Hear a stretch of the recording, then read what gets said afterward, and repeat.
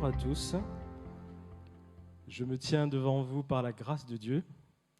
Je crois que tous ceux qui réellement ont rencontré Jésus dans leur vie peuvent témoigner autant. Tout n'est que grâce dans notre vie. Il y a bien longtemps que j'aurais pu ne plus être présent sur cette terre.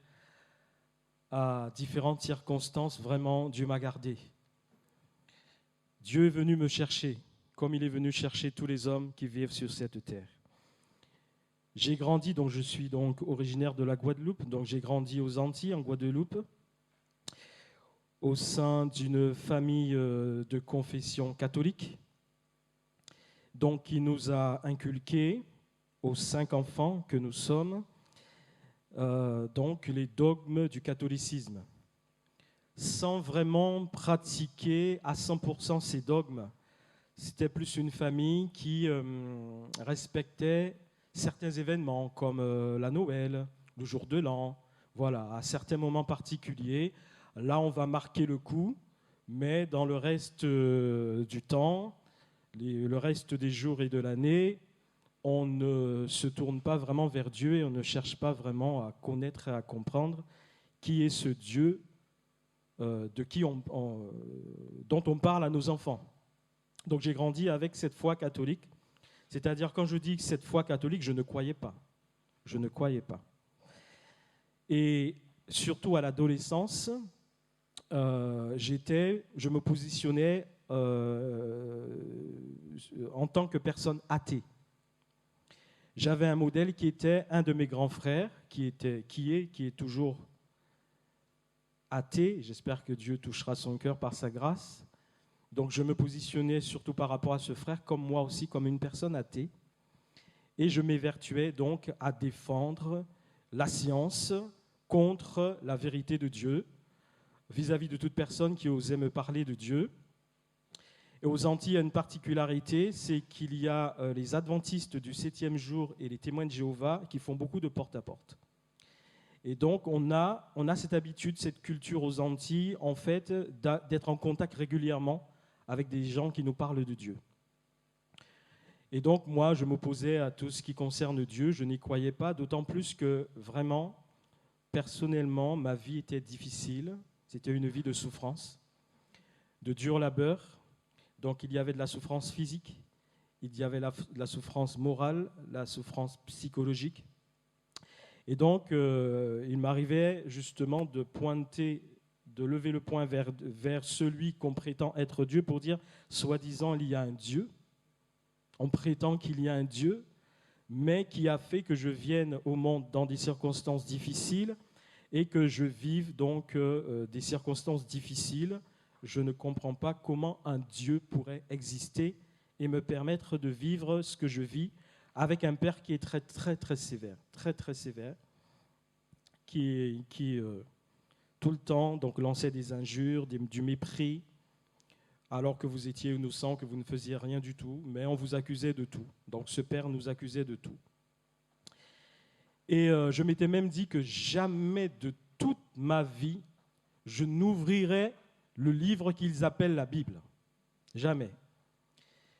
Et Dieu est tellement bon que s'il fallait qu'il tienne compte des paroles que nous prononçons, nous nous serions liés nous-mêmes par ces paroles.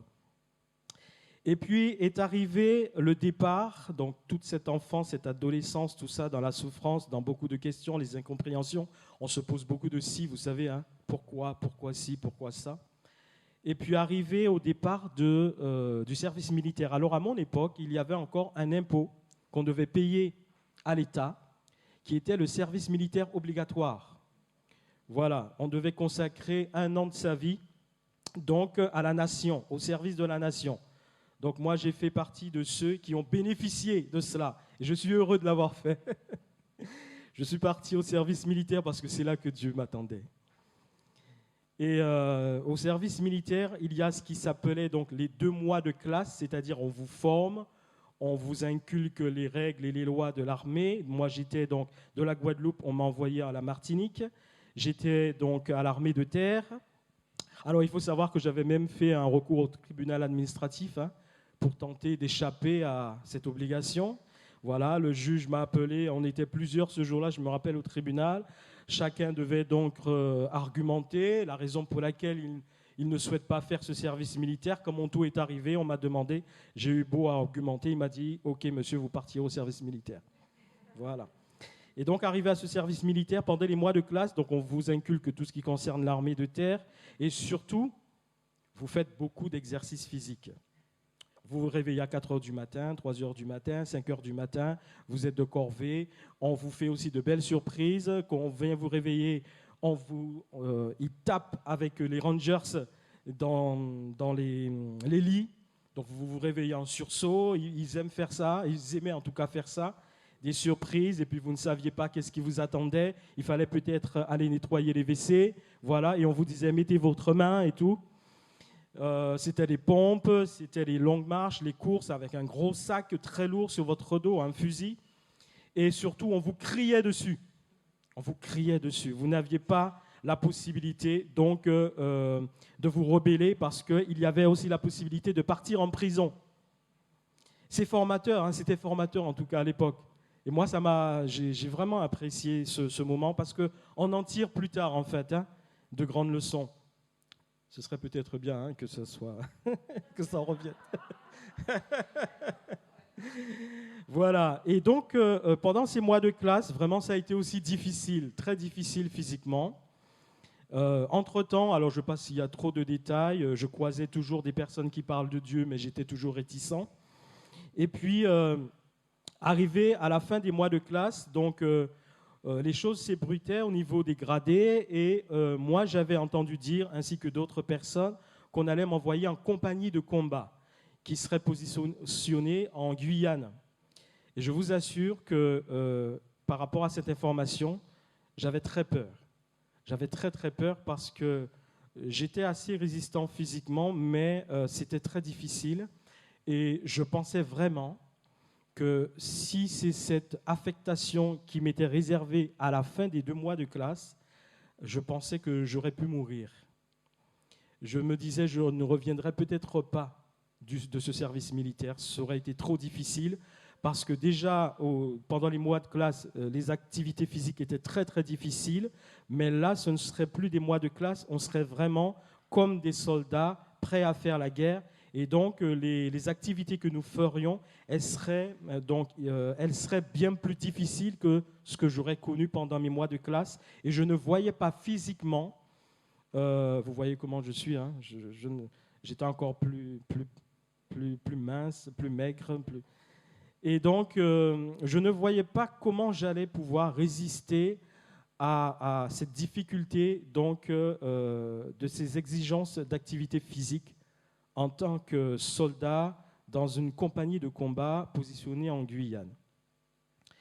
Et je craignais vraiment cela.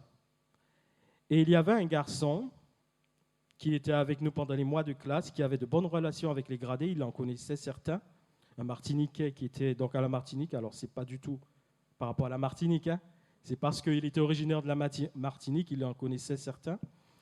Et donc, on lui avait promis, à l'issue des 2 mois de classe, de l'envoyer dans un bureau comptable. Et en fait, il n'avait pas fait grand-chose. Il s'était même peut-être monté un peu irrespectueux envers les gradés pendant les mois de classe. Et ils n'ont pas apprécié. Alors, à l'issue des 2 mois de classe, en fait, il est parti en compagnie de combat. Et j'ai hérité de sa place dans un bureau comptable. Et c'est ça, en fait. Vous savez que Dieu dit qu'il dispose favorablement à notre égard toutes choses. Dieu, des fois, va permettre qu'une chose puisse nous choquer quelquefois pour réveiller notre conscience. Et c'est quand c'est arrivé, quand j'ai bénéficié de ce qui lui était réservé comme place dans ce bureau comptable, ça a fait naître la foi en moi. Parce que je me suis dit, il y a un être suprême, je ne sais pas qui il est, je ne le connais pas, mais j'ai cru qu'il y a vraiment un être suprême qui m'a protégé. J'ai cru que ce Dieu-là existe. Et le service militaire dans le bureau comptable, ça s'est très très bien passé. C'est vraiment les vacances à côté de ce que peuvent vivre les autres qui sont dans les différentes armées et sur le terrain. Et c'est ça qui a fait naître la foi en moi. J'ai commencé à croire en Dieu comme ça. Et j'ai voulu à ce moment-là faire le contraire de ce que j'avais dit, c'est-à-dire lire la Bible. Et j'ai ouvert la Bible. Et quand j'ai ouvert la Bible, j'ai découvert un trésor. J'ai découvert vraiment une richesse inestimable. Vraiment, la parole de Dieu, Dieu lui-même a commencé à me parler par sa parole. Cette parole, elle était réelle, vivante. C'était quelque chose de palpable. Je découvrais que ce livre me révélait toutes choses. Comment Dieu a créé la terre, comment Dieu a créé l'homme, pourquoi le monde est dans cette situation, quelle est la solution que Dieu a prévue pour sauver les hommes, comment Jésus est venu, son sacrifice à la croix, et bien des versets qui, dans des circonstances particulières, lorsque j'ouvrais la Bible, correspondaient exactement à ce que je vivais, à une réponse que j'attendais. Et j'ai commencé à dévorer cette Bible, à la dévorer, parce que Dieu me parlait directement, et Dieu se révélait par sa parole donc à mon cœur. Et j'ai découvert que ce livre-là, c'est le meilleur des livres. C'est le livre que tout homme, toute femme a besoin de connaître, parce que c'est le livre qui révèle la vérité que Dieu a mise à disposition de l'humanité.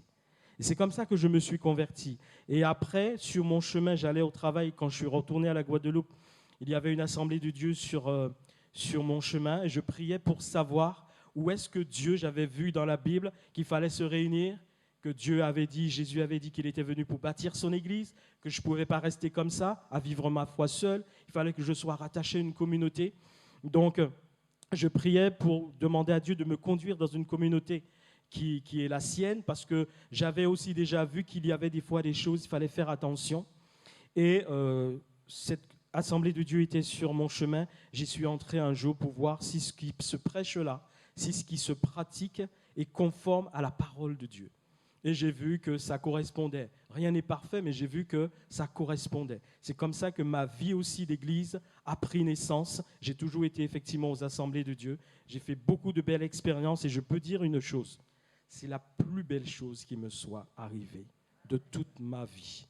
Je ne regrette rien et pour rien au monde, malgré les souffrances, parce qu'il y en a eu, des épreuves, il y en a eu. Je suis passé par le veuvage. Ce n'est pas simple.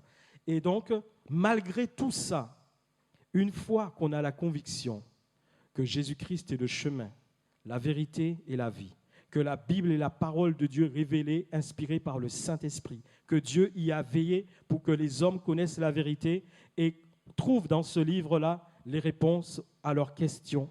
Une fois qu'on a cette conviction, quoi qu'il puisse se passer, vous restez attaché à Dieu, parce que vous n'avez aucune autre espérance. Et vous savez que ce monde-là subira les jugements de Dieu et que ceux qui suivent malheureusement l'ange déchu partiront avec lui dans les temps ardents de feu et de soufre pour des souffrances éternelles. Alors vous vous accrochez à ce Dieu-là malgré les tempêtes, malgré les souffrances, malgré le vent qui peut venir vous bousculer, parce qu'il n'y a que Jésus qui soit la vérité. Il n'y a que Jésus qu'on a besoin de connaître. Il n'y a que Jésus-Christ qu'on a besoin de rencontrer. Et si quelqu'un est là ce matin, n'a pas encore fait cette expérience avec Jésus, ce matin, ne tardez plus. Ne tardez plus.